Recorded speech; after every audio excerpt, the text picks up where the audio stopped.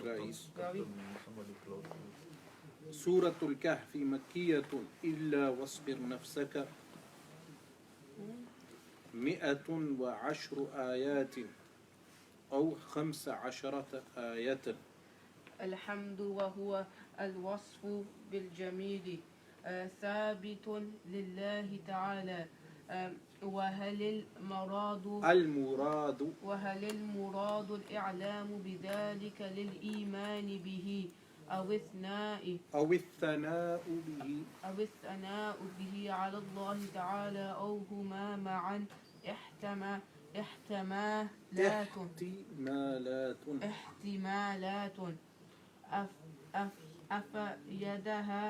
أفيدها الثالث الذي أنزل على عبده محمد صلى الله عليه وسلم الكتاب القرآن ولم يجعل له أي فيه عوجا اختلافا تناقضا والجملة حال من الكتاب قيما مستقيما حال ثانية مؤكدة. Here we'll stop there for now because it's first page on mine. Last week what did we cover? How old are you now? 13. Yeah. Have you memorized Surah Al-Kahf? No. So inshallah start memorizing Surah Al-Kahf. Start memorizing the entire Quran. So you're 13 now. Inshallah, by the time we finish Tafseer Jalalayn. Why is it called Jalalayn? Two teachers called Jalalayn. Yeah, Jalaluddin. Meaning one teacher Jalaluddin al-Mahalli, rahimahullah ta'ala, who wrote this. So the tafsir from Surah Al-Kahf to the end, Surah Al-Nas, is written by Jalaluddin al-Mahalli, who was a usuli as well, meaning he wrote books on legal theory.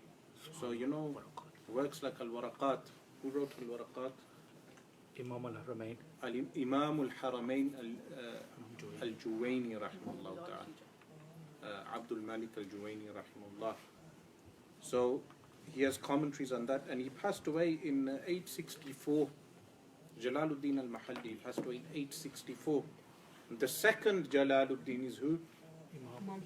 Yeah, Jalaluddin Abdul Rahman as-Suyuti, rahimahullah, who passed away in the year 911. So he started from Surah Al-Baqarah to the end. Jalaluddin al-Mahalli wrote Al-Fatiha and then from Surah Al-Kahf to the end. So what you should do now, in 2 years you'll be 15. So what you do every day or every week, as much tafsir commentary we cover, you memorize the verses as you go along.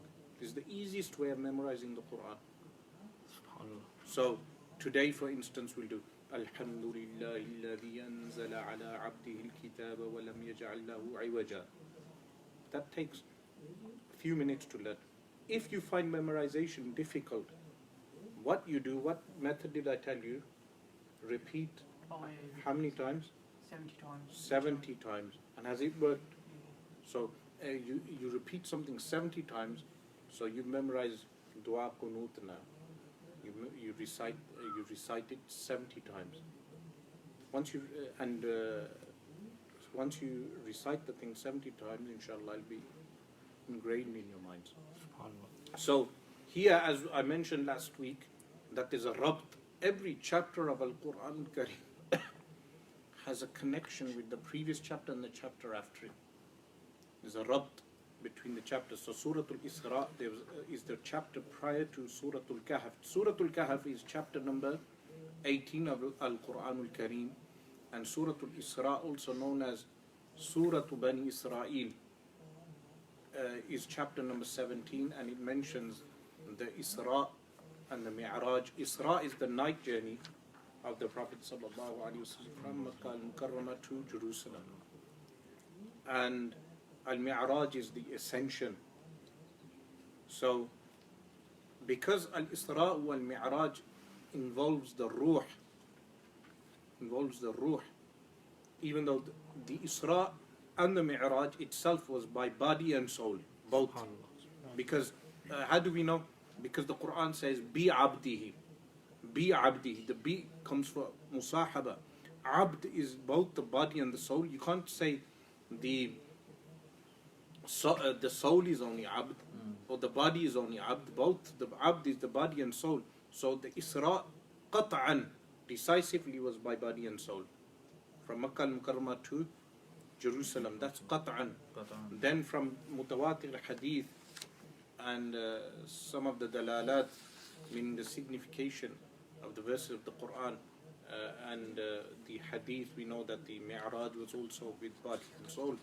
But because the soul is connected, the answer relating to the soul was answered where? In Surah Al-Isra. So remember Asbabun Nuzul. What was Asbabun Nuzul? Reason for revelation. The reasons for what? Revelation. Revelation. Which book did I mention which is a good book to have, an Asbabun Nuzul? A basic book which Al-Imam Jalaluddin As-Suyuti himself wrote, Lubabun Nuqul fi Asbabun Nuzul. There's another book on Asbabun Nuzul by which author? Al-Wahidi. I mentioned that in the Dars on Al-Jami' of Al-Imam Al-Tirmidhi on Sunday. So, when you need to check Asbabun Nuzul, sometimes you check Asbabun Nuzul of a chapter, entire chapter, and sometimes you check Asbabun Nuzul of a specific verse, meaning the reasons why a verse was revealed, why a chapter was revealed. Surah Al-Kahf, note here, in the heading, he states Surah Al-Kahf. The chapter, the Surah Al-Kahf, the name is taken from the chapter itself. إِذْ أَوَى الْفِتْيَةُ إِلَى الْكَهْفِ, when the young men, they took refuge in the cave. So the entire chapter is named after something which is mentioned within the chapter itself. Surah Al-Kahf, Makkiyatun, meaning a chapter which is revealed in Makkah al-Mukarramah. A few chapters were revealed in one revelation, like Surah Sayyidina Yusuf alayhi salam is a chapter which is Makki. Also, the chapters revealed in Makkah al-Mukarramah. There were some hallmarks I mentioned that by which a person can recognize a chapter as being Makki. One of them was, for instance, the word Kalla. The word Kalla only comes in Makki chapters. Kalla sawfa ta'alamun, thumma kalla sawfa ta'alamun. So from that, you know, Surah Amma is what? Makki. So, likewise, most of the qasas of the Quran, stories of the Quran were revealed in Makkah al-Mukarramah. Surah Yusuf and Surah Al-Kahf were revealed in the entirety in Makkah al-Mukarramah. Majority of the Quran was revealed in Makkah al-Mukarramah. Majority of Al-Quran al-Kareem. So, when they say Makkiyatun, it refers to prior to migration. Irrelevant to which area the Prophet ﷺ was at the time of revelation. So there was some revelation when the Prophet ﷺ went on Al-Isra wal-Mi'raj, but the chapter or the revelation would be called Makki. And likewise, anything revealed in Al-Madinatul Munawwara would be termed as being what? Madani. So, إِلَّا وَاصْبِرْ نَفْسَكَ, except the verse وَاصْبِرْ نَفْسَكَ. What that means is the entire chapter may be revealed, and according to some narrations, one verse may be revealed later, and then the Prophet ﷺ would command the companions to memorize it accordingly where that verse was placed. Sometimes a verse would be revealed separate to the entire chapter and then added into that place, written down and memorized. But sometimes there may be a dispute regarding that, but the most authentic statement is that the entire chapter of Surah Al-Kahf was revealed in Makkah al-Mukarramah. After the Quraysh went to the Yahud, the Jews, to question them regarding the Arabian prophet, meaning the Prophet ﷺ. So they said, question him regarding how many things? Three things. One was what? Regarding the soul. And the second one was regarding the sleepers who slept. And remember, some people may say the story of the sleepers occurred for Christians. So why do the Jews question regarding the sleepers? Because the early people who adopted the message of Isa alayhi salam were Jewish. And then the third question is regarding the ruler who ruled the east and the west. Sayyiduna Dhul Qarnayn alayhi salam. So they said if he answers all three, he is not a prophet. If he answers none of them, he is not a prophet. If he answers two and leaves one, then he is a prophet.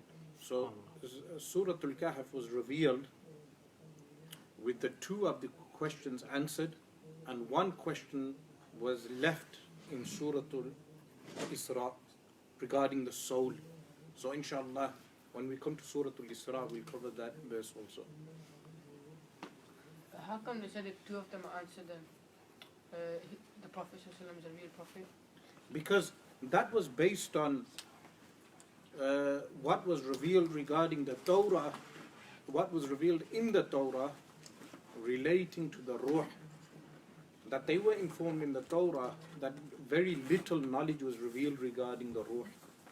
So they said if he states he knows the reality of the Ruh, or the reality of the Ruh was revealed, then they said that he contradicts the Torah.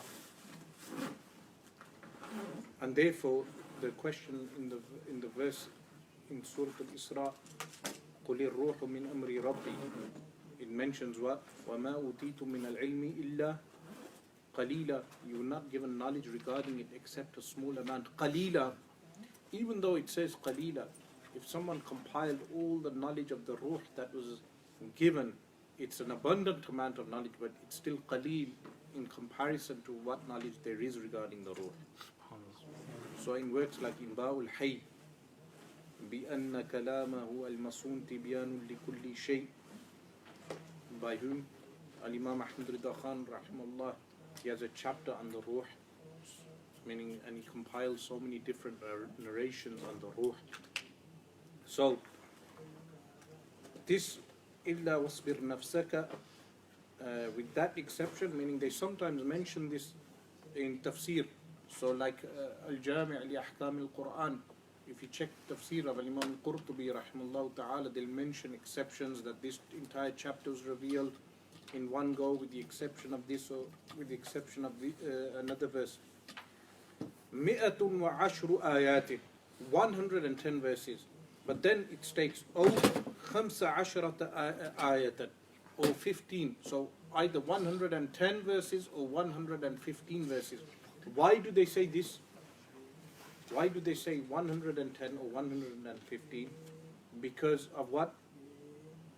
Do you know? Qira'at. So one Sahabi may have recited and related to the people where two verses are counted as one, and another Sahabi may have a waqf, a full stop, and recite that two verses as two verses. So according to the variant qira'at, the number of verses changes. But this was what the Christian woman was attempting to refer to as what variants of the Quran.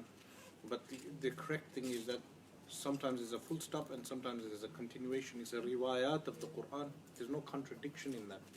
So 110 verses or 115 verses according to the qira'at, whichever qira'at a person recites. Then we know there's 10 qira'at which are what? Mutawatir, mass transmitted.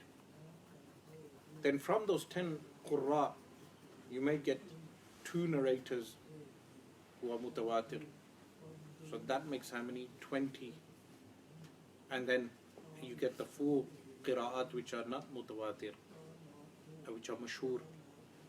And then you get the sub-branches of them. She was saying 37 variants of the Quran. It's not 37 variants, it's just the qira'at. Meaning where the full stops are, or how certain verses are pronounced, words are pronounced. So, أو 15 آية, Bismillah ar-Rahman ar-Rahim.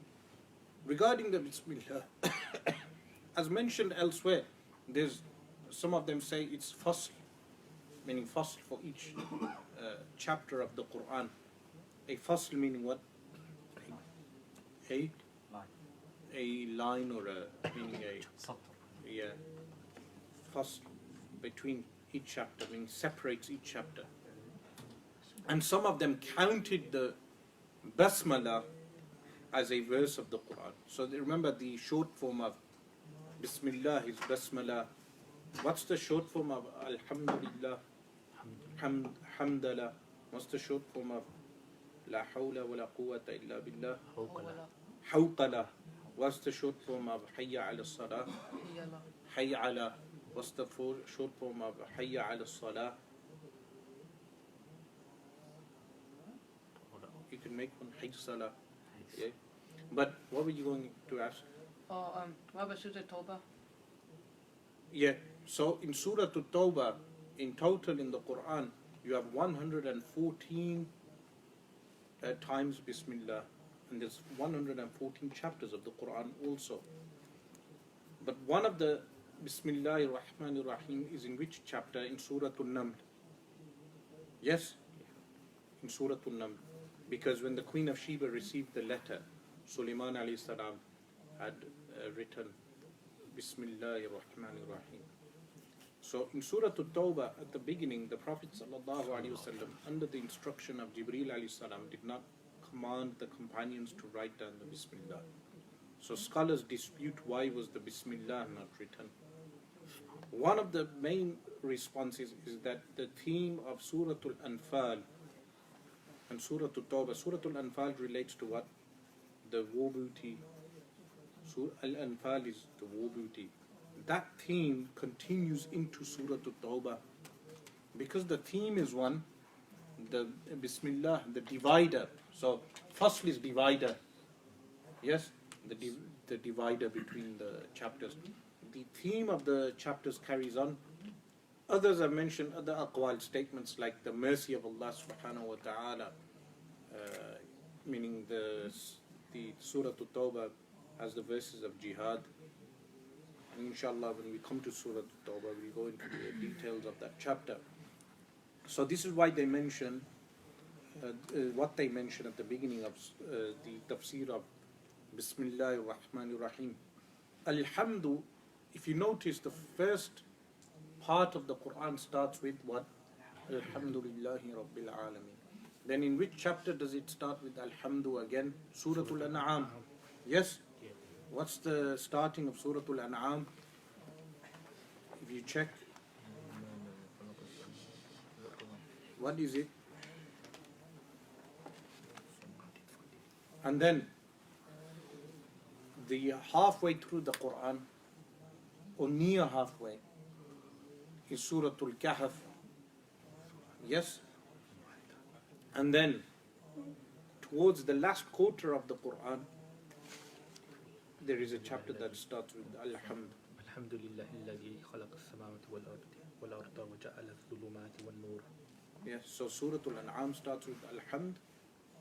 So Surah Al-Fatiha, Surah Al-An'am, Surah Al-Kahf, and then Surah Saba starts with Alhamdu also. So in each fourth of the Quran, meaning there is concordance in the Quran, that if it was a man-made book, meaning as you go through the Quran and you study, you'll realize that it goes beyond coincidence, that all these things are found in Al-Quran Al-Kareem. The previous chapter started with Subhanalladhi asra bi'abdihi. The second chapter after that starts with what? Alhamdulillahi alladhi anzala ala abdihi. Meaning the first one testifies to the tanzih, transcendency of Allah subhanahu wa ta'ala, meaning Allah subhanahu wa ta'ala is free from any faults and defects. And the second chapter after Surah Al-Isra starts with Alhamdu. And both of them mention Abd. So, Subhanalladhi asra bi abdi. This one, Alhamdulillahi alladhi anzala ala abdihi. Likewise, each chapter, meaning Surah Al-Isra, has a link to Surah Al-Kahf. Surah Al-Kahf has a link to Surah Sayyidatina Maryam, which is the chapter after. Surah Sayyidatina Maryam has a chapter to Surah Taha. Each one has Kharqul Ada. What is Kharqul Ada? Violating the norms. Meaning the laws Allah subhanahu wa ta'ala created in the universe. Violation of those norms, which we refer to as Mu'jiza or Karama. So, meaning a violation takes place, meaning Al-Isra wal Mi'raj is violating the laws of physics. the sleepers in the cave for 300 years is violating the laws of sleep and human living on earth, meaning if anyone sleeps for 300 years without food and water, they would die. So it's kharqul aada. Likewise, in Surah Maryam alayhi salam, the conception of Isa alayhi salam without the involvement of a father is also kharqul aada. So that's one rabt. But there's also another rabt. What is that other rabt? Additional rabt, connection. That Surah Al-Isra mentions the state of Israel being formed in the end of times, in Akhirul Zaman. And the destruction of the state of Israel is alluded to at the hands of Al-Imam Al-Mahdi radiallahu anhu. Meaning, this is covered in the Tafseer of the first 10 verses of Surah Al-Isra. Then, the appearance of a Dajjal is alluded to in Surah Al-Kahf. When we come to those verses, I will mention. Shaykh, so you just mentioned Rasulullah Ta'ala with Imam Mahdi.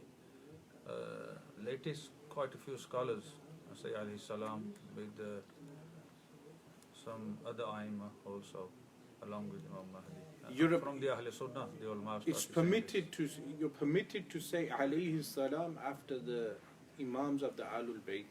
It's not prohibited. So you can say Sayyidah Fatima alayhi salam. On that. Even if there's ikhtilaf, the ikhtilaf is on khilaf awla. Because if you believe that there will be a shubha for the person listening, a doubt, that he would confuse.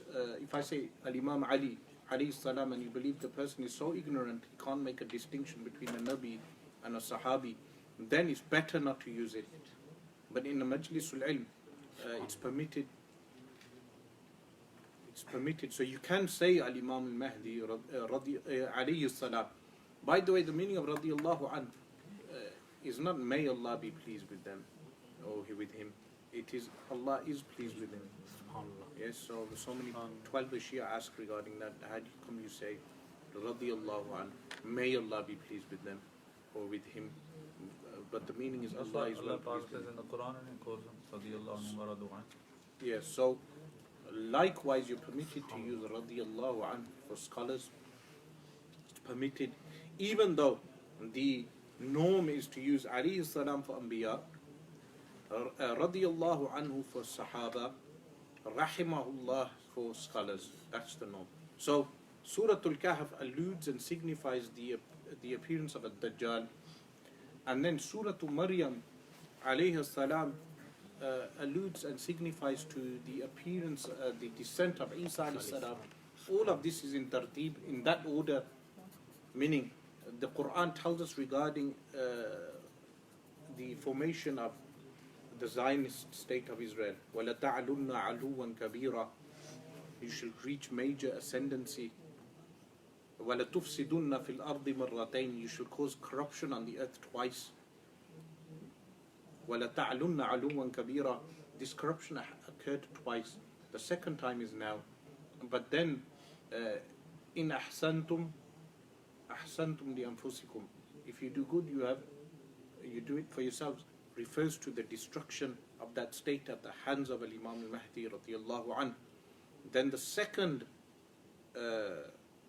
chapter after that is Surah Al-Kahf, because after the destruction of Israel, that will lead to ghadbah, meaning an anger of Ad-Dajjal, which Sayyiduna Abdullah bin Umar radiyallahu anhuma, when he went to his sister Sayyidatuna Hafsa radiyallahu anha, you can say alayhi salam for her as well. She informed him that, do you not know that a Dajjal will appear after he will be angered? Something will anger him. So what will anger him is the destruction of the state of Israel. And then he will appear. Then after his appearance, Sayyiduna Isa alayhi salam shall descend. So the tartib of these chapters is for a reason. Likewise, Surah Al-Kahf is the famous chapter that you recite in Akhirul Zaman to protect yourself. So there are ways of protecting yourself from Dajjal. One way is in the hadith, فَمَنْ لَقِيَهُ مِنْكُمْ فَلْيَتْفُلْ فِي وَجْهِهِ. Whoever meets him from amongst you, فَلْيَتْفُلْ, let him spit in his face. That's a simple way. You meet a Dajjal, you spit in his face, he will be unable to harm you. Likewise, by reciting the first 10 verses of Surah Al-Kahf. So, Rais, if you memorize the first 10 verses of Surah Al-Kahf, you are protected from a Dajjal. Now, some people may say, we will be protected when he appears. What's the point of reciting now? The response to that is, the fitna in the Musnad of Imam Ahmad, it states that there is no tribulation that occurs except it's in preparation for Dajjal. So all the tribulations that we observe today, these killings in India with Modi, a Zionist poodle, Modi, killing all these Muslims. Of course, he started with Kashmir, but misguided Indian Muslims at that time didn't support the Kashmiri Muslims. But what happens when you don't support the Mazloom, the one who's oppressed, the oppression comes to you. This is why when people say to me, why do you sometimes speak on certain issues? If we don't at least speak on certain issues, tomorrow the oppression will come on us. And additional to that, you don't support, the minimum you can do is not support the zalim, don't support the oppressor, the minimum. So misguided people, they were insulting Pakistan over India and supporting Modi, and now the oppression has increased all over India. So every tribulation that we observe today is in preparation for a Dajjal. Meaning whether in our lifetimes or after, it's in preparation of it, because the underlying motive is kufr. Remember, zulm, oppression is kufr, disbelief, a form of disbelief that even if a Muslim carries out oppression, so Muslims who oppress Hindus, or Muslims who oppress minorities, or Muslims who oppress the Mazloom, they are also preparing for Dajjal, because zulm is prohibited in our religion. Justice is what our religion teaches us, irrelevant to what creed or faith the person has. So, reciting the first 10 verses of Surah Al-Kahf protects you from tribulation, and it creates a light, al-Furqan, in the heart from Jum'ah to Jum'ah. Every Friday to every Friday you recite just the first 10 verses.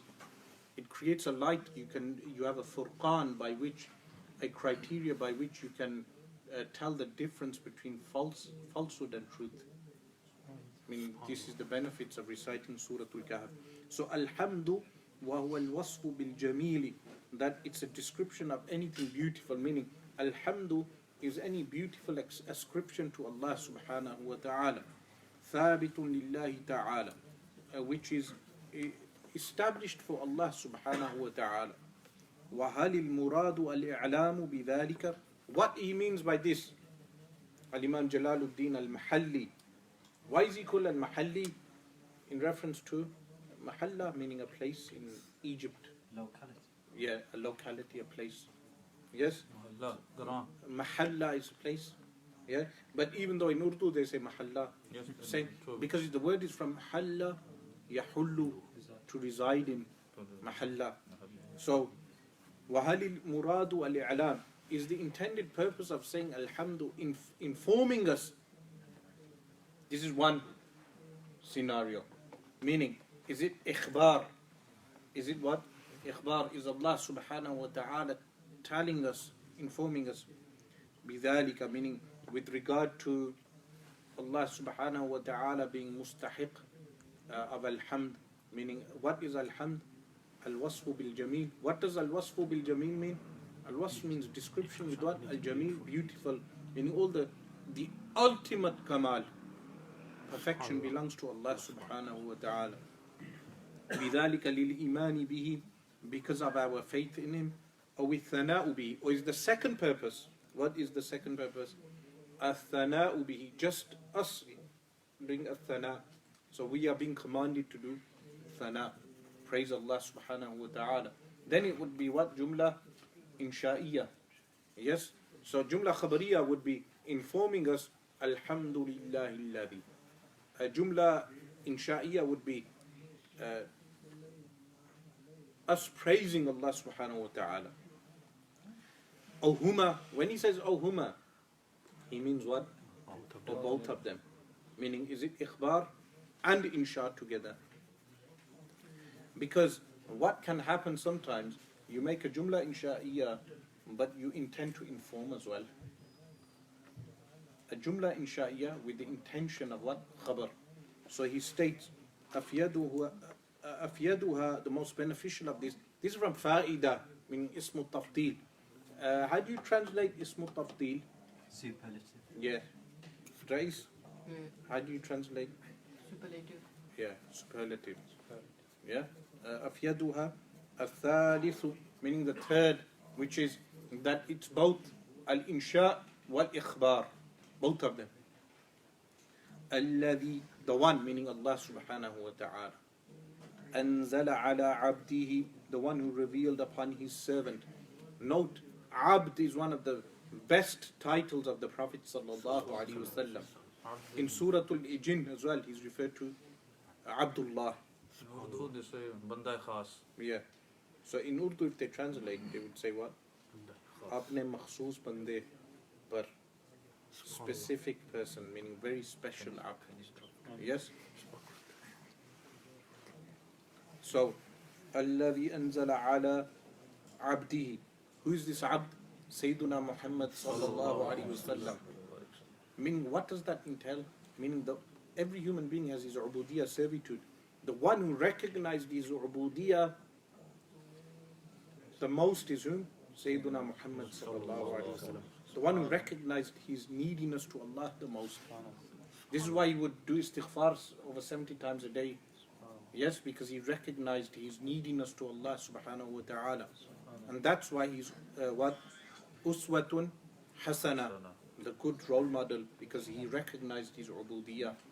So, ala abdihi, meaning whom? Sayyidina Muhammad sallallahu alayhi wa sallam. Al-Kitaba, note, Alif Lam Mim, ذَلِكَ الْكِتَابُ, in reference to the Quran.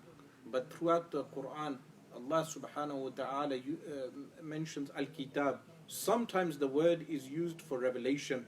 So that's why the Jews and the Christians are referred to as what? Ahlul Kitab, meaning people of revelation. But sometimes it's specific, meaning Lamul Ahad. You know, you have these different Al-Ta'arif, you know, Al-Ta'arif, Alif Lam, that comes on the beginning of a word. Yeah. The original is just a Lam. The Hamzatul Wasl is added. So it's La Kitab, Al-Kitab. But then you have signification of different meanings and different types of Lam. So this Lamul Ahad, meaning you know it's a specific book that's being referred to. Al-Kitab meaning Al-Quran Al-Kareem. Al-Qur'an. So the Quran is one of the titles of the Quran, which is because it's recited in abundance. This is one of the khususiyah of the insan, that they can recite the Quran. So, Al-Kitab Al-Quran, وَلَمْ يَجْعَلْ لَهُ, and he did not make in it. This ja'al, ja'aliya. Ja'al is to make. Yes? Now, some of the Mu'tazila, they attempted to say that the Quran is makhlooq. The Ahl Sunnah said that the Quran is what? Kalamullah. Yes? So when we say it's Kalamullah, it means that the Quran is the divine speech of Allah subhanahu wa ta'ala, and the speech of Allah subhanahu wa ta'ala is not created. But then the Mu'tazila attempted to say that it's created because of verses like this, وَلَمْ يَجْعَلْ لَهُ. They said, look, it's not وَلَمْ يَجْعَلْ لَهُ, he didn't make for him, or for it, meaning the speech, عِوَجًا. So they said, look, he did not create, meaning ja'al comes in the meaning of khalq. But this is incorrect.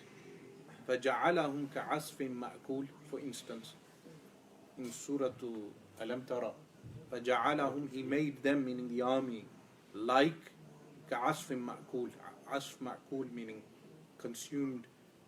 You know, when you have animals grazing and they chew the food, and then the fodder, they chew the fodder. The army became like this, كَعَصْفٍ مَأْكُولٍ. Allah subhanahu wa ta'ala didn't create them like that. They became like that. So the revelation is being referred to. That the revelation was sent down in such a way, وَلَمْ يَجْعَلْ لَهُ عِوَجًا, that he didn't make for it any iwaj. Is that clear? So who mentions this point? Al-Imam Ahmad bin Hanbal himself, rahimahullah ta'ala. Meaning Al-Imam Ahmad bin Hanbal went through something known as the mihna, the trial, where they lashed him for 18 months. And he had debates with the Mu'tazila, and this point was mentioned to him and he responded. So you should always refer back to these books. What good book is there to get on biographies of As-Salafus Salihun? Meaning which every student should have. Hilyatul Awliya is good. I mentioned it yesterday with the story of Sa'id bin Jubair. But another book, a comprehensive work, Siyaru A'lam al-Nubala by whom? Al-Imam al-Dhahabi, rahimahullah ta'ala. Siyaru A'lam al-Nubala, voluminous work, which you should have, and then you refer back to this work. It has beautiful content regarding stories of the Salaf, meaning if you want to live according to the way of the Salaf, As-Salafus Salihun, you have to qualify the word Salaf with As-Salafus Salihun, because otherwise Hajjaj bin Yusuf was from the generation of the Salaf and others were from the generation of the Salaf. So you have to say As-Salafus Salihun. So you refer back to Siyaru A'lamin Nubala. So وَلَمْ يَجْعَلْ لَهُ, that Allah subhanahu wa ta'ala did not make in this, meaning in the revelation of the Quran and the contents of the Quran, عِوَجًا. Iwaj, you know, if you say i'wijaj is what? Crookedness. Iwaj is what? Crookedness. So he explains this as saying ikhtilaf, and firstly ikhtilaf, and secondly tanaqudan. Tanaqud is contradiction. Now, some of the Christians attempt to find contradiction in the Quran. So, for instance, they'll quote a verse. One verse says Allah takes the souls, but then another verse says the angel of death takes the souls. So they say, look at this contradiction. Of course, anyone with common sense will know that Allah subhanahu wa ta'ala is the khaliq of everything. So he created the angel of death and tasked the angel of death to go and take the souls. So the ascription of taking the souls to Allah means, in essentially, Allah subhanahu wa ta'ala is the one who creates the angel of death and continues creating within him the ability to take the souls. The Mu'tazila believed Allah creates things and then leaves them to their own actions.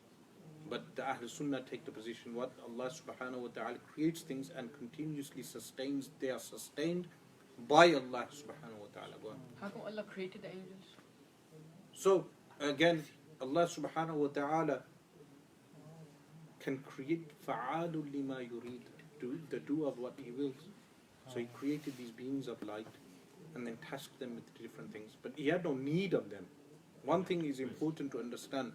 Allah subhanahu wa ta'ala is not in need of makhluk. Or the entire makhluk is in need of Allah. That's why the Prophet sallallahu alaihi wasallam is referred to as abdi, because the Prophet sallallahu alaihi wasallam needs Allah. Allah subhanahu wa ta'ala doesn't need anyone in his makhluk. So, ikhtilafan wa tanaqudan. So they attempt to say that there's tanaqud in the Quran. So they'll quote some verses against others. But really, when you study the Quran as we are, you'll realize that there is no tanaqud between the meanings of Al-Quran al-Kareem. Yes, there is naskh of ahkam, abrogation of certain ahkam. What's the difference between tanaqud and ittirab? Ittirab is shakiness. Tanaqud, naqd is contradicting statements. Ittirab is shakiness in the sense that uncertainty. And ittirab is used in mustalah al-hadith, in the science of hadith. Tanaqud is where there is contradiction. The word is from naqd. Naqd is to unravel something, meaning one thing unravels another. Mutual contradiction. Incoherence.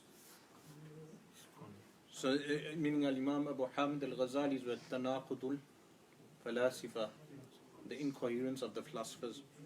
So, ikhtilafan, what's the verse? وَلَا إِنِ اجْتَمَعَتِ الْإِنسُ وَالْجِنُّ عَلَىٰ أَنْ يَأْتُوا بِمِثْلِ هَذَا الْقُرْآنِ لَا يَأْتُونَ بِمِثْلِهِ وَلَوْ كَانَ بَعْضُهُمْ لِبَعْضٍ ظَهِيرًا. That if the jinn kind, humankind and jinn kind gathered to bring something similar to this Quran, they would be unable to do so. This is the tahaddi, the challenge of the Quran. Some people tried it meaning a wine company, a Christian wine company, attempted to make a book. They termed the book Al-Furqan. And likewise, there's an atheist who's made a chapter of the Quran called, meaning an attempt to challenge the style of the Quran. They call it Surah Al-Ilhad, the chapter of atheism.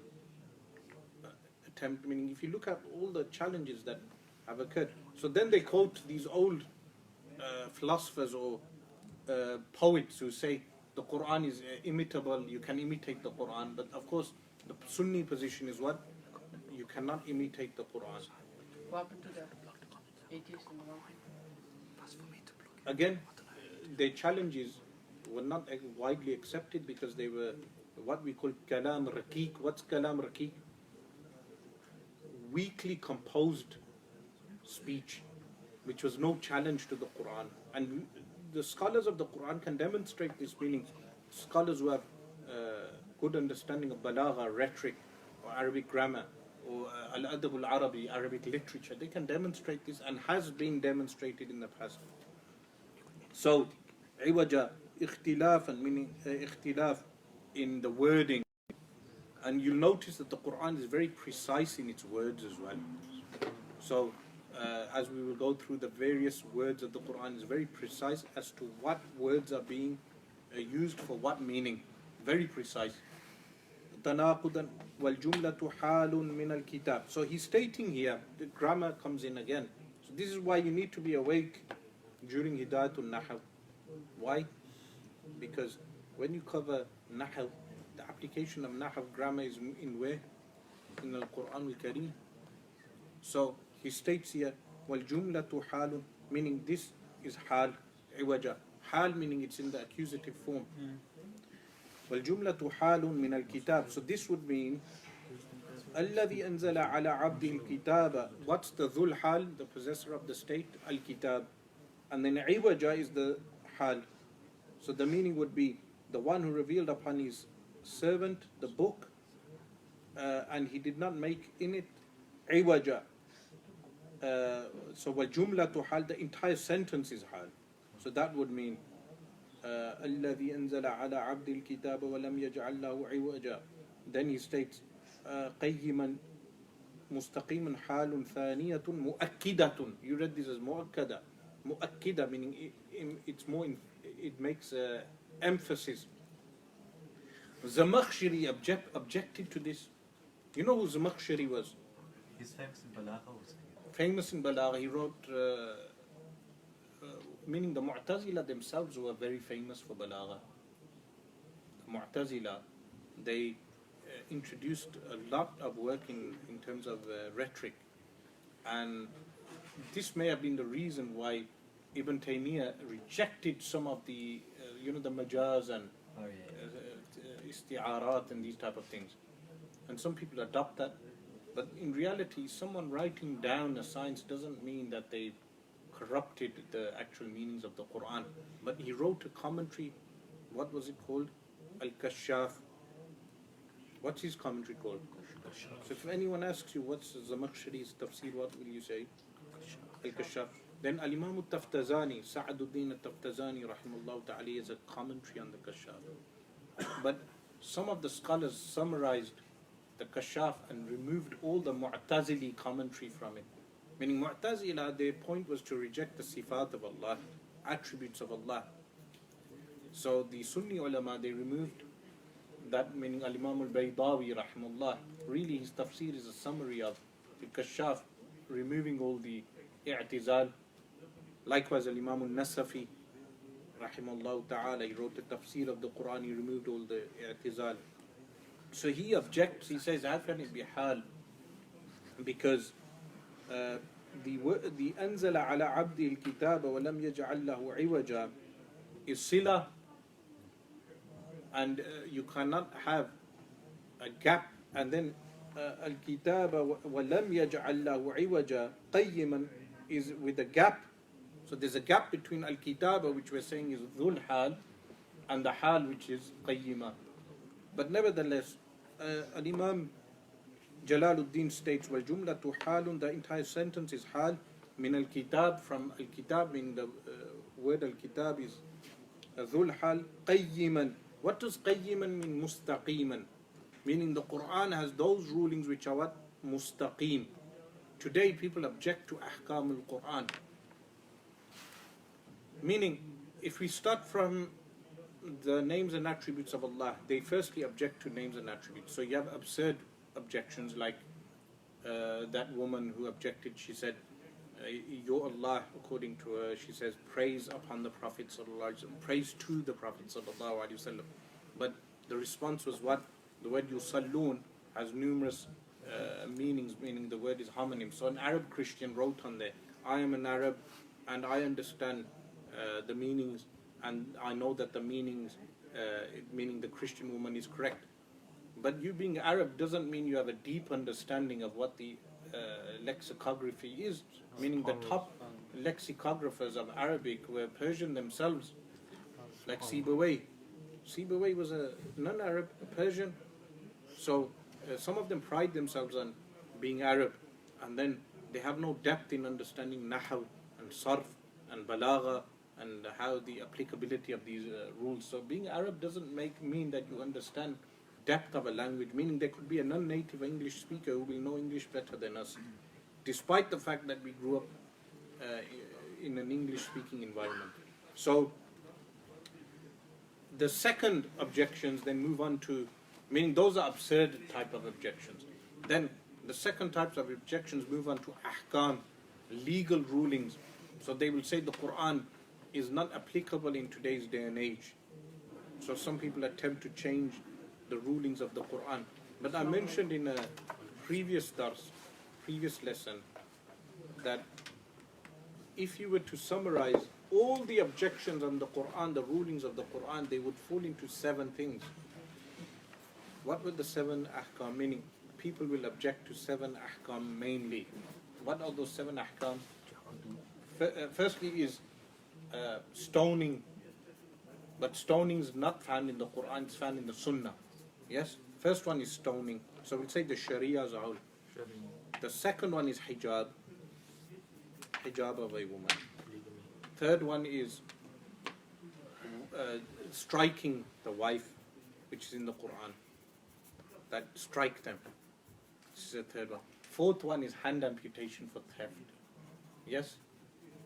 Fifth one is slavery. Slavery in the Quran. That's 5. There's 2 more. Pardon? Jihad. No, meaning some people won't object to jihad. Meaning jihad is just a military code where you, there's 2 types of jihad, defensive and preemptive. Yes? People say offensive. I prefer the word preemptive. So defensive and preemptive. Yeah, with jihad. But those are 5. Then additional to that, there are 2 more objections, meaning if you summarize the main objections to Islam, those are 5. Very quickly you can answer all 5 objections. Very quickly. With regard to stoning, for instance, in the Quran, in the Hadith, how difficult is it to establish the stoning? Very difficult. The only cases that occurred in the lifetime of the Prophet ﷺ, the people came and they professed the sin, meaning admitted the sin, and they wanted the stoning. So one case was of a man, a second of a woman, one of a Jewish people who came to the Prophet ﷺ. But what's not mentioned is that if the stoning occurs, firstly the Quran and the Hadith mention that if there are even simple doubts regarding the any had punishment, the had punishment is dropped. So people ask about rapists. So if a rapist carried out an act, the Qadi knows he raped the woman, but they cannot establish 4 witnesses. Some non-Muslims misconstrue this as there is no punishment for the rapist. That's incorrect. The had won't be carried out, but he will be sentenced. How will he be sentenced? With ta'zir. Ta'zir includes imprisonment, a fine, or lashes. So in today's day and age, they'll imprison him, life sentence. They'll know he's guilty through DNA and through other evidences. They'll say, we find you guilty through DNA and other things, and you are sentenced for life. You cannot take his life, but he's sentenced for life. But stoning, some people say stoning is too harsh for a married couple. One person who asked me regarding this, I said, have you heard of crimes of passion? Crimes of passion is when a man or a woman sleeps and they are married already. They sleep with another person, and the husband or wife goes and kills. So the wife, hell hath no fury like a woman scorned. So the woman would go and kill the man, and likewise the man would go and kill the woman. Crimes of passion would be deterred if there was a deterrent in place, meaning if someone is caught in adultery, if it's established, because if they do it in public, that's the only way someone can, 4 witnesses can witness the actual act. This is why throughout the history of Islamic law, 1300 years, you can rarely find an established punishment for adultery being carried out. So when it's carried out, it says public place. So when it's carried out in a public place, the punishment.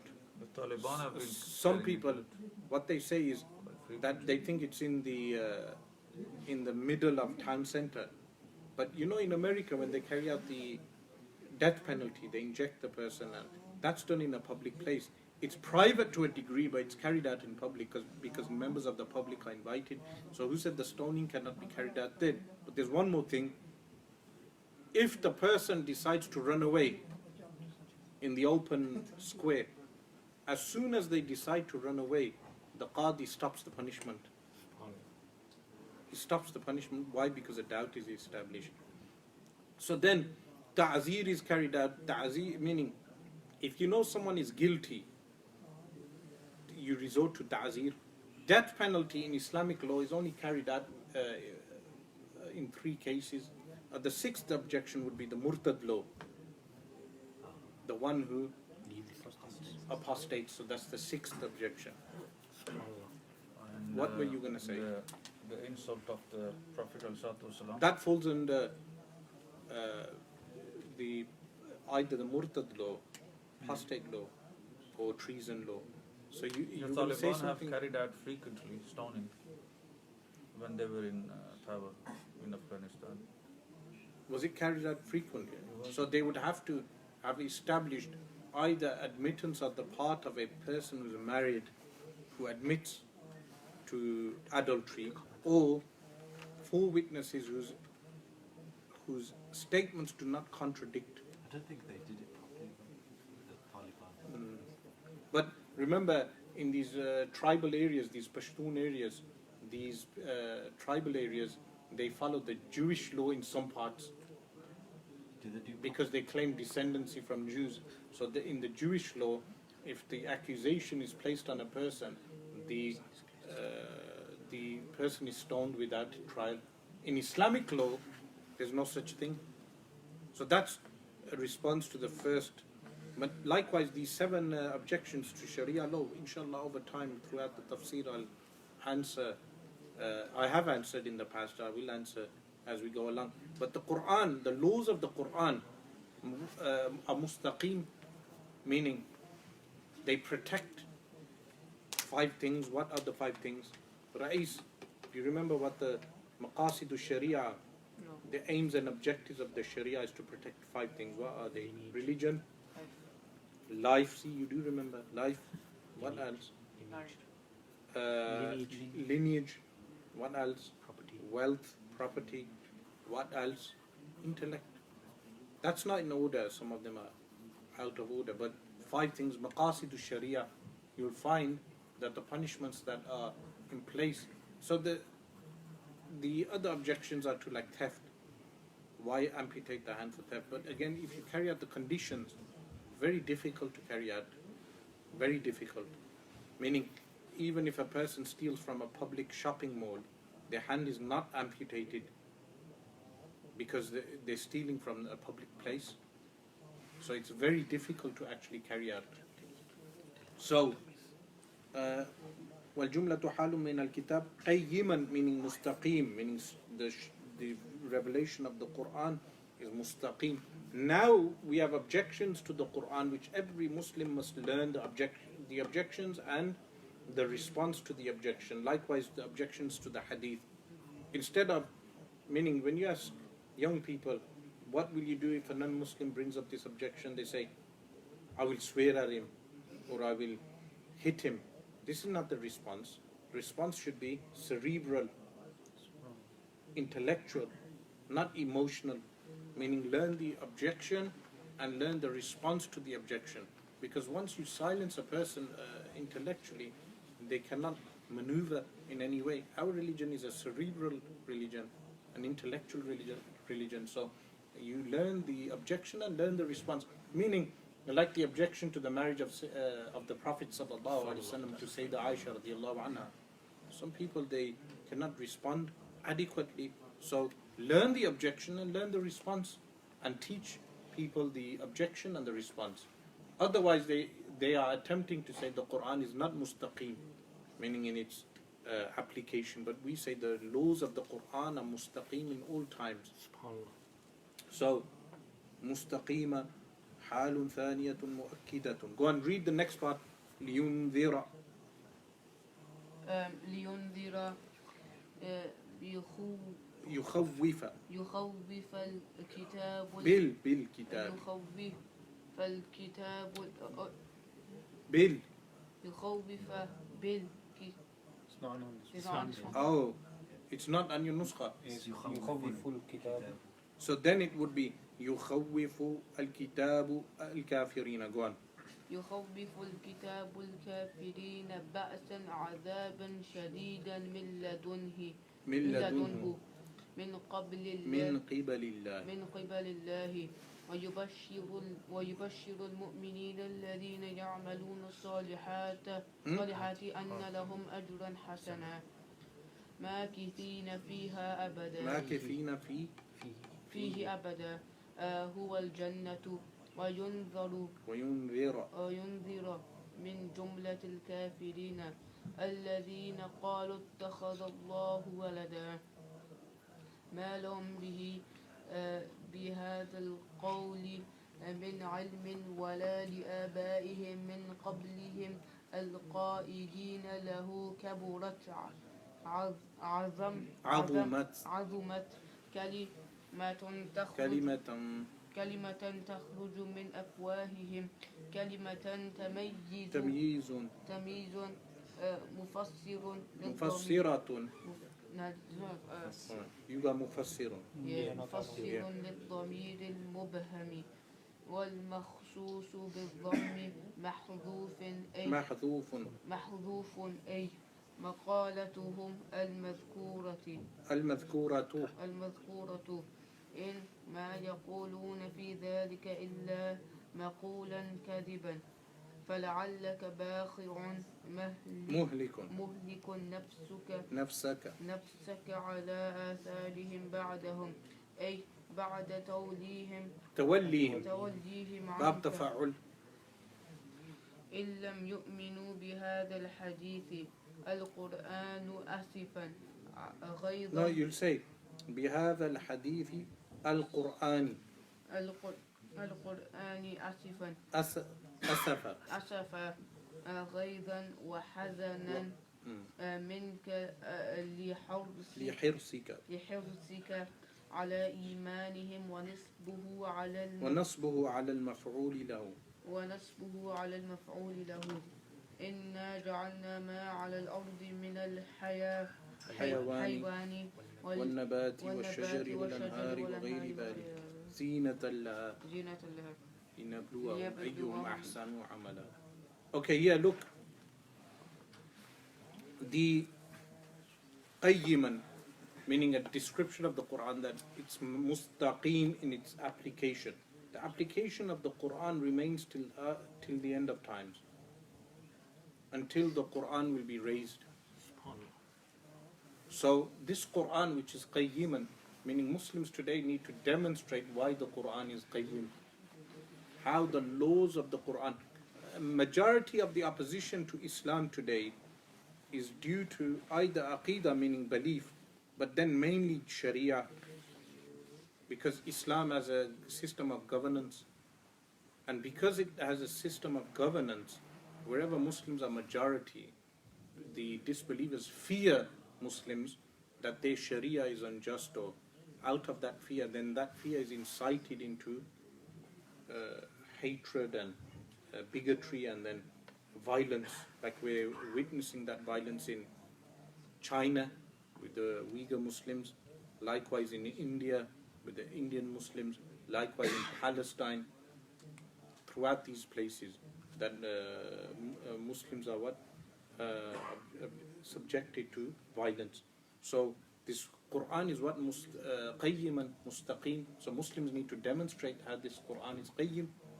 But liyunzira, first, liyunzira, indhar is warning.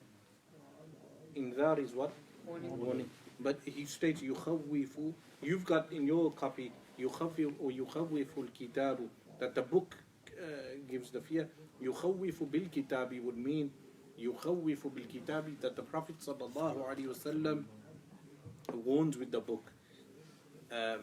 Note, generally speaking, when the Prophet sallallahu alaihi wasallam is mentioned, he's mentioned as Bashiram wa Nadhira, the one who gives glad tidings and the one who gives warning. But here the Quran is being mentioned, that the khawf, the warning comes first and the bishara comes secondly. The jalal of the Quran, meaning the jalal of the Quran, which is admirable as well, because it's the jalal of Allah subhanahu wa ta'ala. So, but when the Prophet sallallahu alaihi wasallam is mentioned, Bashiram wa Nadhira, he gives glad tidings, Mubashiram wa Nadhira as well. He gives glad tidings and then he gives warning as well. That's the meaning of Rahmatul lil Alameen. So here the Quran warns whom? The disbelievers. Ba'san, the word Ba's, if you notice Surah Al-Isra, the ibad are mentioned who come with Ba'san, Ba'as, force, a punishment. Generally the commentators of the Quran said that force was the Persian Empire when they entered. Remember the early Khilafah of Dawood alayhi salam. Dawood alayhi salam established a Khilafah. He's referred to as Khalifa. And after he passed away, Sulaiman alayhi salam was the successor. After Sulaiman alayhi salam, the Jews had infighting, and their kingdom split into two, Judah and Israel. Now when they split, they stopped governing with the law of Allah, the Torah. And Allah subhanahu wa ta'ala, means they fell into polytheism. Allah subhanahu wa ta'ala sent servants in to destroy them. The word ibad is used. So the majority of the commentators in the past said this refers to the Persians when they destroyed the state of Israel in the past. But later, when the modern state of Israel was established, they say that refers to, that reference is a reference to the believers in the time of the Prophet sallallahu alaihi wasallam when they entered the fortresses like Khaybar and others and defeated Banu Nadir, Banu Qaynuqa, all these different Jewish tribes. And the ibad mentioned is the Sahaba. But what's the dalil? The dalil is that the word ibad in the Quran is only used in the earthly sense for believers. When people are referred to on earth as ibad, it refers to what? To believers. But in the akhirah, for both believers and disbelievers. Why is that? Because on the earth, the believers are the only people who choose to obey Allah subhanahu wa ta'ala. So they are referred to as ibad. But in the akhirah, everyone must obey Allah subhanahu wa ta'ala. They have no choice. So they are all referred to as ibad. So Ba's, the word Ba's is used for them, meaning they had force and strength. So you know in the Mustadrak of Imam al-Hakim, there's the narration that Sayyiduna Ali radiallahu anhu removed the door of Khaybar, which later only 70 men could not pick up. 70 men were unable to pick up the door. Some people reject the narration. They say, how can this be true that Sayyidina Ali radiallahu anhu removed a door that 70 people could not pick up after? But this is again, it can be kharqul aada, violation of the laws, which occurs because kharqul aada in itself is the qudra of Allah subhanahu wa ta'ala, not the qudra of insan. Not the power of insan, it's the power of Allah subhanahu wa ta'ala. So ba'san, meaning here the word ba's is not force, meaning the azab. لِيُنذِرَ, in order that the book gives warning. بَأْسًا عَذَابًا شَدِيدًا مِنْ لَدُنْهُ. Shadid is a description, sifa of ba's, meaning such a punishment that is intense, an intense punishment. مِنْ لَدُنْهُ. This word ladun, you know, in Surah Kahf later is coming the story of Sayyidina Khidr alayhi salam, and he has a knowledge. وَعَلَّمْنَاهُ مِنْ لَدُنَّ عِلْمًا. Yeah, they refer to it as ilm ladunni. Ilm ladunni is a light which Allah subhanahu wa ta'ala places in the heart, creates it within the heart without the asbab al-ta'allum. What are the asbab al-ta'allum? Asbab al-ta'allum is going to a teacher, sitting down, asbab al-ta'allum. But majority of the times people learn through asbab al-ta'allum. So when Sayyid Hashmiya came to Damascus in 2002, I met him, we hosted him in Damascus. And in 2002, he said to us, all of us, that do not rely on ilm ladunni and kashf, because the sunnatullah is what that you learn through ta'allum. Do not wait for ilm ladunni. But ilm ladunni, is it a reality? The answer is yes. Some of these people deny these things because they've never observed these things. Can you do dua for that? You can, but the best way is through taqwa. But some people deny these things now because they've never observed these things. But in Damascus there was a sheikh called Shaykh Al-Arabi. Shaykh Al-Arabi passed away at the age of 118. And when people would go up to him, they would ask him regarding the ailments of different people. Are you listening, Rais? They would ask him what regarding different ailments. He would look down and he would give the answer, and he would give the exact description of the ailment and its cure. He never used this hisab and kitab and whatnot. It was what? Ilm ladunni, meaning Allah subhanahu wa ta'ala gave him that knowledge. So this is possible. It's within the realm of mumkinat. But is it the norm? The answer is no. The norm is learning through what? At-ta'allum and at-ta'aleem. So min ladunhu, meaning this punishment is from Allah subhanahu wa ta'ala. Min ladunhu, min qibalillah. But then, min qibalillah, the word is what? Qibal. From Allah subhanahu wa ta'ala. Then, وَيُبَشِّرَ الْمُؤْمِنِينَ, and to give glad tidings, meaning this Quran gives bishara, glad tidings to whom? Al-mu'minin, those who believe. الَّذِينَ يَعْمَلُونَ الصَّالِحَاتِ. Remember, one of the descriptions of the believers is وَيُؤْمِنُونَ بِالْغَيْبِ. They believe in the unseen. So today you have materialistic people who deny the ghaybiyat, who deny anything that relates to the ghaib. It's whether it's angels or the existence of jinn, or whether it's kharqul aada, violation of the norms, whether it's any one of these type of things. So in the Quran, in the beginning, Allah subhanahu wa ta'ala said, وَيُؤْمِنُونَ بِالْغَيْبِ. They believe in the ghaib. But the belief in the ghaib doesn't fall under mustahil, aqlan, rationally impossible. It falls into the realm of what? Mumkinat, possibilities. Is there a opposite of karama also? Raj? Istidraj. How do you determine a karama and a istidraj with the da'wah? What is the claim of the person? So if a Christian came along, made a claim and then performed something which was kharqul aada, that would be called istidraj. The validity of a mu'jiza and a karama is intellectual first. So people say, what's the purpose of a mu'jiza or a karama? The answer is, its reliability is based on the belief. And belief is rational and textual. Rational from the mind, textual from the Quran and the Hadith. So if it doesn't have that basis, it's not karama. So, pardon? Al-aqlu wal-naqs. So if a person comes along, he makes a false claim. He says, he is God Almighty. Straight away you know he's wrong, irrelevant to what miracles he performs. You look at the da'wah first. This is a problem with some of the Sufi groups as well, that they may look at the miracle, but they don't look at the claim.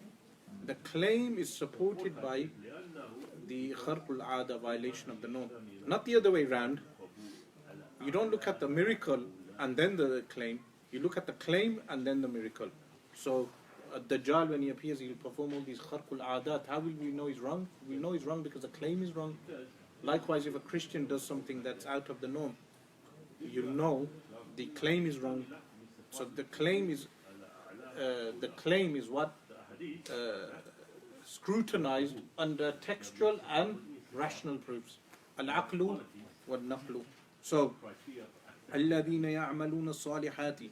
Look at the description. First they believe, then they do what? يَعْمَلُونَ الصَّالِحَاتِ. This tells us that good actions are not accepted unless you have the correct belief. So, you know this objection people have. What happened to Princess Diana? She did so many good things.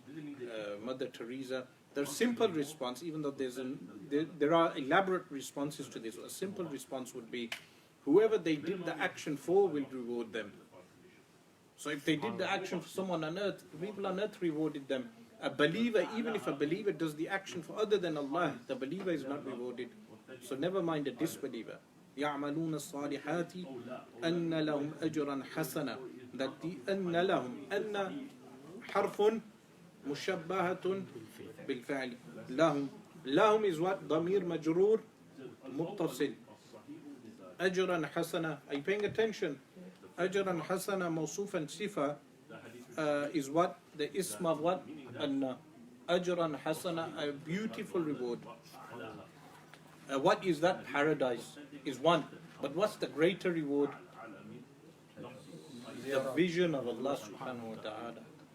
Which people deny the vision as well, meaning it's a mu'tazili position to deny the vision. We'll come to that when we come across those verses. From that verse they use. So, أَجْرًا حَسَنًا مَاكِفِينَ فِيهِ أَبَدًا. Makatha is to remain in something. So they'll remain in paradise forever. مَا زَالُوا فِي الْجَنَّةِ. Yeah, meaning they shall never cease to be in what? خالدين من خلود في الجنة, remaining. ماكثين فيه, meaning فيه meaning in the reward. In the reward. أبدا, the he ضمير. What's the marji' of the ضمير? The reward. أجرا حسنا. Are you paying attention? هو الجنة. It is what? Paradise. But some people may object here. They say, look, you Muslims, you do all these good actions for reward in paradise, and material things are mentioned, meaning the reward, hurul ain, foods, all these things.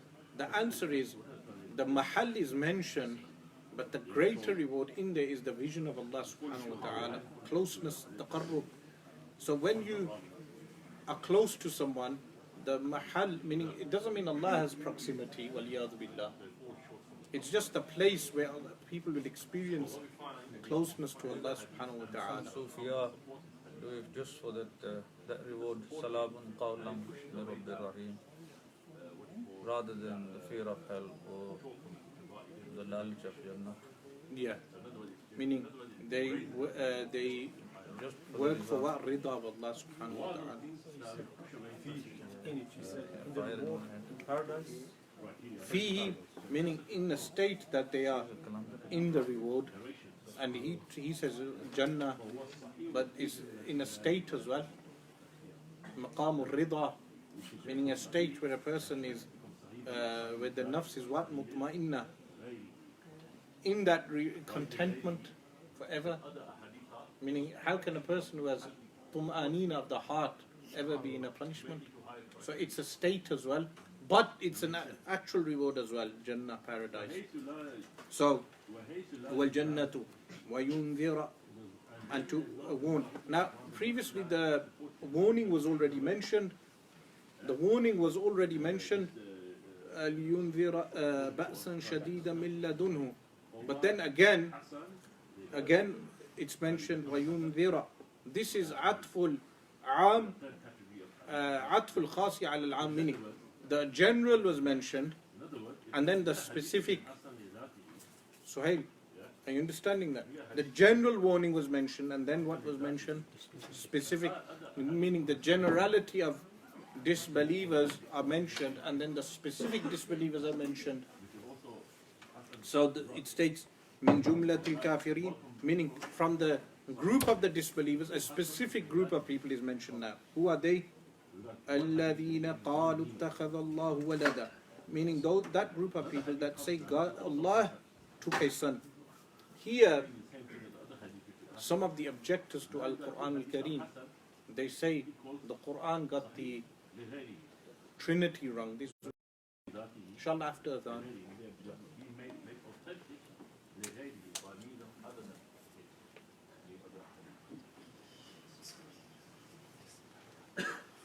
Allahu Akbar, Allahu Akbar, Allahu Akbar, Allahu Akbar. Ashhadu an la ilaha illallah. Ashhadu an la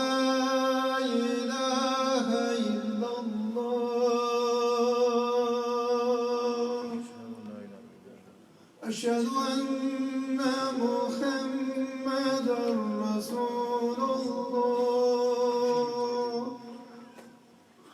أشهد أن محمدًا رسول الله.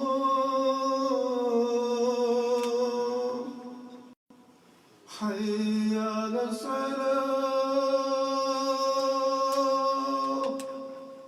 حي على الصلاة. حي على الفلاح. حي على الفلاح. الله أكبر، الله أكبر. لا إله إلا الله.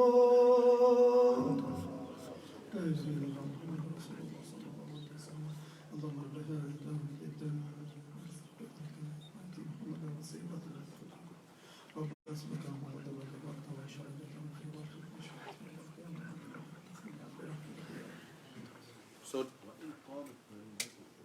an objection is that the Quran scrutinizes the Trinity but gets the details of the Trinity wrong. This is an objection to the Quran made by Christians today. The response is twofold. Number one, in the time of the Messenger of Allah sallallahu alaihi wasallam, the Christians in the Arabian Peninsula espoused a specific interpretation of the Trinity. And the second response is that there are various interpretations of what the actual Trinity was, even today, meaning Christians will explain the Trinity in various ways. So the Quran, if people think it contradicts the explanation of Trinity today, it doesn't in fact, because the Christians amongst themselves could not reach a consensus on what the actual definition of the Trinity was. So the Quran here mentions قَالُوا اتَّخَذَ اللَّهُ وَلَدًا. They say Allah subhanahu wa ta'ala has taken a son. Of course in the Quran this is refuted in numerous verses, like in Surah Sayyidatina Maryam alayhi salam, تَكَادُ السَّمَاوَاتُ يَتَفَطَّرْنَ مِنْهُ, that the heavens are what? يَتَفَطَّرْنَ مِنْهُ, that they will split. Tafattur is what? Splitting asunder. And what else does it state? وَتَنْشَقُّ الْأَرْضُ, that the earth should be cleaved or split. وَتَنْشَقُّ الْأَرْضُ وَتَخِرُّ الْجِبَالُ هَدًّا, that the mountains shall fall down. Regarding what if people say that Allah subhanahu wa ta'ala has taken a son, meaning, and a statement which goes against the intellect. So this is mustahil aqlan, rationally impossible, meaning you cannot have, it can never be conceived as a rational possibility. It doesn't fall under the realm of possibility, and this is why Ibn Hazm was incorrect when Ibn Hazm said that Allah subhanahu wa ta'ala, if he wanted to, if he willed, he could take a child. Then Al-Imam Muhammad bin Yusuf al-Sanusi rahimahullah ta'ala refuted in his creeds. Inshallah we'll carry on with this next week. جزا الله عنا سيدنا محمد صلى الله عليه وسلم. سبحان ربك رب العزة عما يصفون وسلام على المرسلين والحمد لله رب العالمين.